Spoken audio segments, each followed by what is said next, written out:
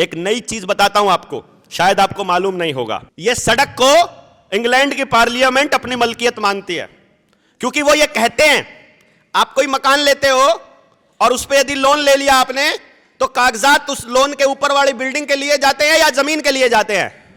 जमीन तो दादा लाई है हमारी, जमीन तो हमारी है ना, जमीन के कागज लिए जाते हैं। जब वो मकान की किस्तें ना चुकता कर पाओ तो ऊपर की ईंटें लेके जाते हैं या जमीन भी ले लेते हैं साथ में?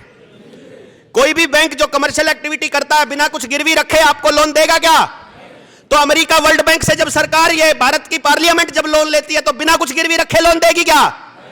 आपके गांव में जितनी सड़कें बन रही हैं, पुराने खड़ोंजे तोड़ करके इंटरलॉकिंग वाली जितने ईंटें लगाई गई, जितना पत्थर बिछाया गया, जितना सीमेंट बिछाया गया, आपकी गांव की सड़कों को नीलाम करके बनाया गया है, उनको गिरवी रख के बनाया गया है।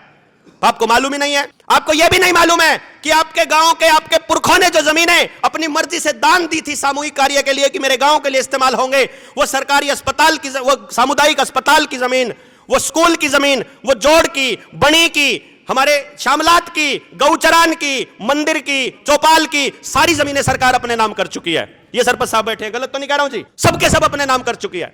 वो जमीनें आपके बाप दादाओं की जमीनें थी, वो अपने नाम पे कैसे कर ली उन्होंने?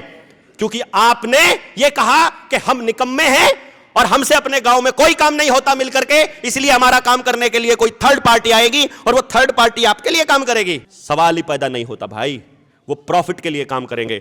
उन्होंने आप ही के नुमाइंदों के जरिए, आपके स्कूल में पढ़ाने वाला मास्टर वो आप ही का बच्चा है और उसने स्कूल मैनेजमेंट कमेटी का प्रस्ताव पास करके उस स्कूल की जमीन की रजिस्ट्री कर दी उनके नाम।